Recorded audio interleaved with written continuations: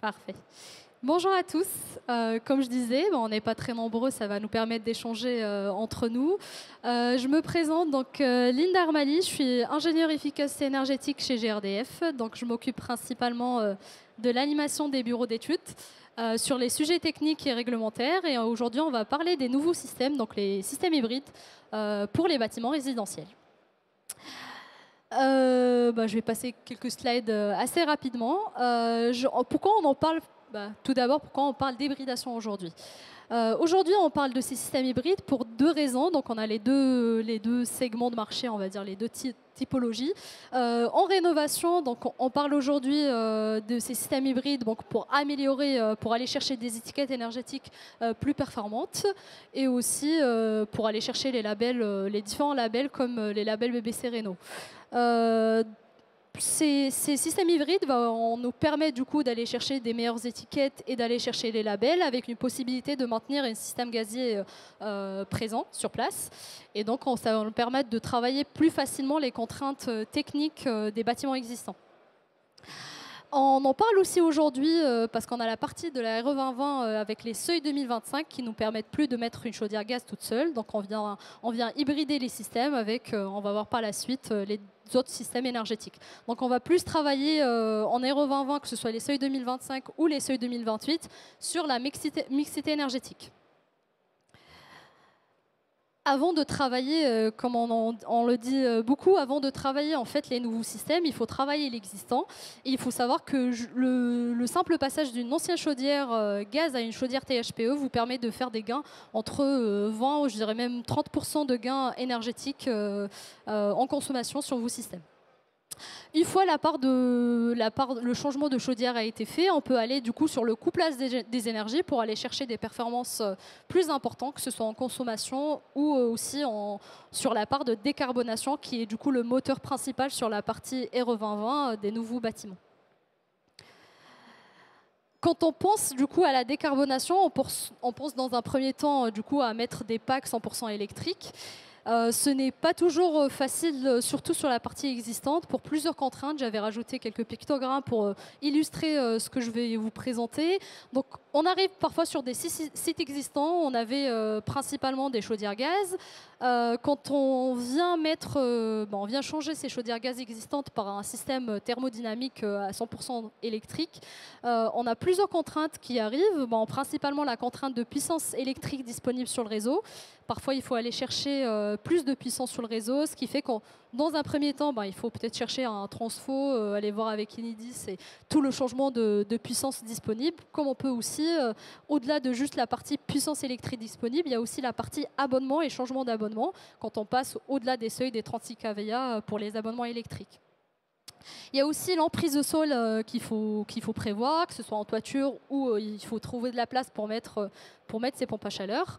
Il y a aussi l'aspect acoustique et surtout l'aspect sur lequel on va plus se baser, qui est l'aspect température des émetteurs. Aujourd'hui, quand on travaille sur de la chaufferie, il faut aussi penser aux émetteurs, donc au secondaire de la chaufferie, et dire aujourd'hui, sur de l'existence, si j'ai des émetteurs à haute température, en fait, comment cette PAC va fonctionner, sauf si on a bien évidemment des PAC à haute température. Après, on reste sur des... En fait, chaque projet a spécificité en fait, et il faut du coup derrière soit changer les émetteurs ou aller s'investir sur des packs à haute température. Et du coup, ça revient au dernier pictogramme qui est les coûts de ces systèmes-là. Quand on parle d'hybridation aujourd'hui, l'hybridation c'est principalement donc, la combinaison de deux systèmes énergétiques pour faire du coup de l'eau chaude sanitaire et du chauffage.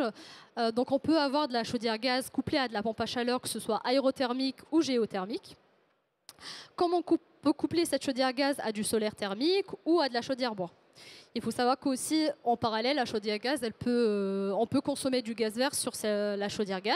Il faut savoir que toutes vos chaudières, elles sont compatibles au gaz vert et c'est la même molécule que le gaz fossile, mais qui n'a pas le même cycle de vie, ce qui fait qu'on est à 10 fois moins d'émissions de carbone qu'un gaz fossile. Si je reviens juste derrière, donc je disais que c'est la combinaison de deux systèmes qui sont régulés entre eux avec une régulation intelligente qui permet de basculer entre le premier système que ce soit entre la chaudière du coup et le deuxième système. Selon différents critères, on peut avoir différents types de régulation. Je vais zoomer, faire plus un zoom sur la solution pack hybride. Je m'arrête 2 secondes, j'ai pas le temps, j'ai pas le timing.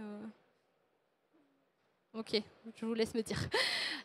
Du coup, aujourd'hui, quand on parle de système hybride, on voit plus les systèmes hybrides donc de pompe à chaleur plus chaudière, qui est tout simplement donc une pompe à chaleur aérothermique ou géothermique qui est couplée à une chaudière gaz, et on a une régulation, comme j'ai dit, qui pilote entre les deux. Donc ce système, il va permettre de faire l'eau chaude sanitaire et le chauffage. Et du coup, on a principalement 3 types de régulation possibles.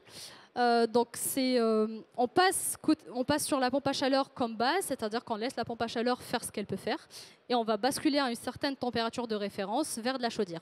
Donc on va avoir un fonctionnement de la PAC seule. Ensuite, on va avoir une période où la PAC elle va fonctionner en parallèle avec la chaudière. Donc la chaudière, elle vient en complément de puissance pour la pompe à chaleur. Et après, on va avoir une période de temps où on va arrêter la pompe à chaleur pour passer à la partie chaudière. Et là, c'est vraiment, on va aller chercher des températures très basses où le COP de la pompe à chaleur n'est pas intéressant. Donc on va basculer sur la partie chaudière pour éviter de tourner sur la résistance de la pompe à chaleur. Je vais passer vite, je pense que c'est le plus intéressant aujourd'hui, c'est de vous partager un retour d'expérience. Donc chez GRDF, on suit des projets qui sont hybrides pour aller voir, du coup, suivre les différents paramètres des projets et voir comment fonctionnent ces deux systèmes. Donc aujourd'hui, je vous présente un projet que nous avons instrumenté. Donc c'est avec un bailleur social dans le sud, l'OGIREM. On a 49 logements, on a 2 types de bâtiments. Donc on va avoir des bâtiments classiques avec des logements T2, T3 classiques, comme on a le lot C qui est un lot de villas.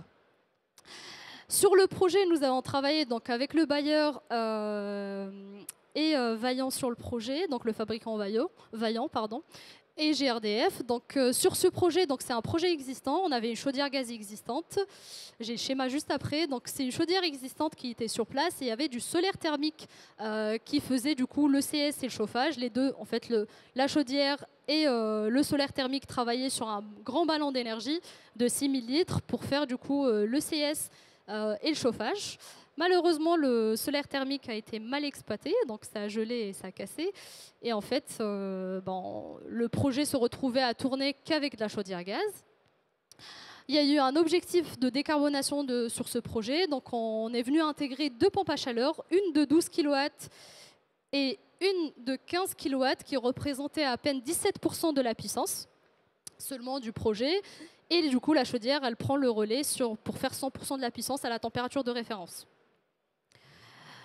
Sur ce projet, donc il y a eu une instrumentation, on avait des compteurs d'énergie pour du coup suivre l'instrumentation, on avait des centres de température pour suivre aussi la stratification du ballon. Donc là, c'est toute l'instrumentation. Et là, je vous partage du coup, pour vous raconter un peu l'histoire, au début, on ne savait pas est-ce qu'on va mettre 20% de la puissance sur la partie PAC, 30%, 50%.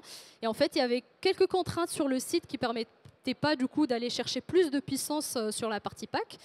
Donc on est resté sur les 2 packs de 12 et 15 kW, qui sont d'ailleurs des packs domestiques. Donc on évite aussi la problématique acoustique sur le projet.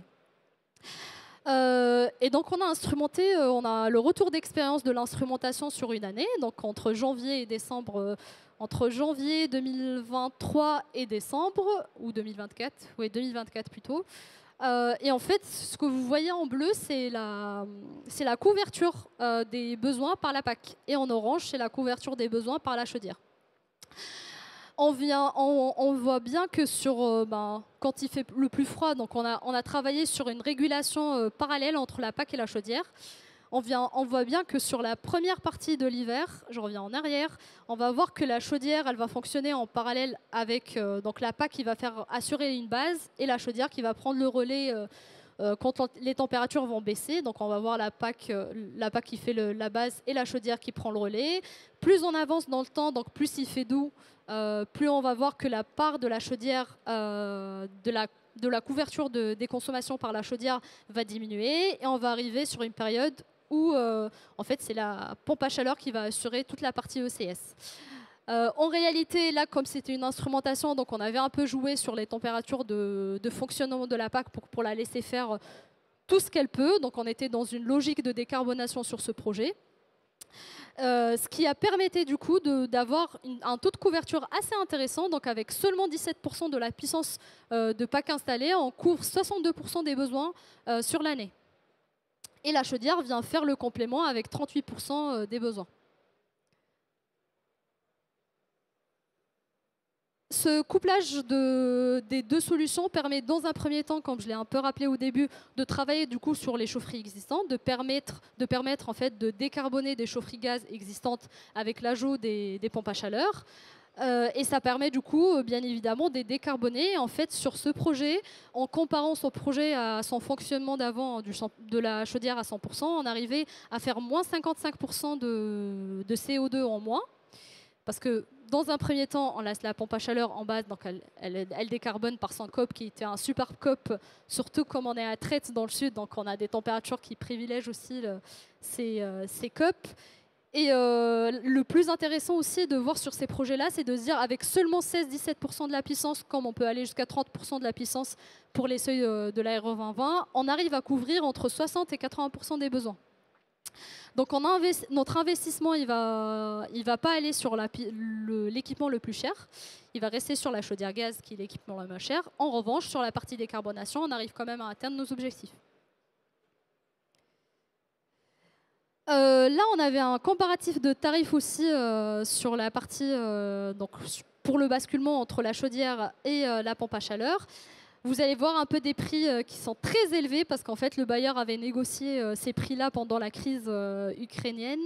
Et vous voyez, on est à 220 € le mégawattheure pour le gaz et 730 € le mégawattheure pour l'électricité. En revanche, rassurez-vous, en ce moment, on est aux alentours de 28 €, 30 € le mégawattheure pour la partie gaz.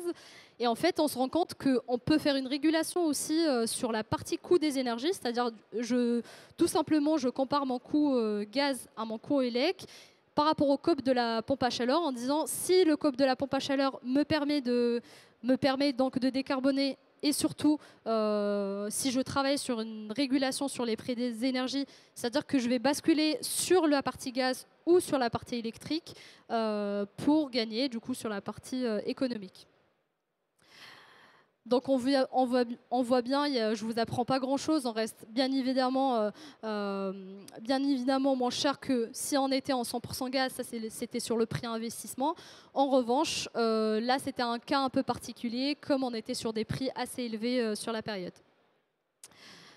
Pour clôturer, je n'ai pas regardé le timing, 5 minutes, pas très bien, je suis au temps. Aujourd'hui, on instrumente plusieurs projets sur toute la France, donc entre GRDF et les différents fabricants sur toute la France.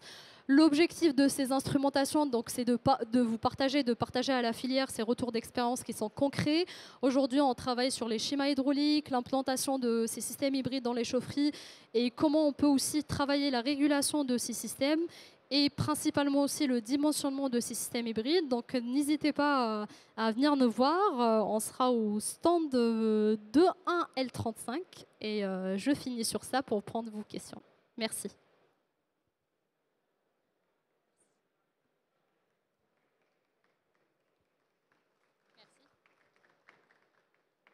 Je peux prendre vos questions. On a 5 minutes de questions, si vous en avez. Vous avez peut-être déjà fait des projets hybrides dans le public ou je ne sais pas s'il y a des bureaux d'études ouais. Pour nous faire votre aussi retour d'expérience sur comment vous dimensionnez aujourd'hui, comment vous proposez ces projets hybrides à vos clients. Bon, s'il n'y a pas de questions, on pourra clôturer.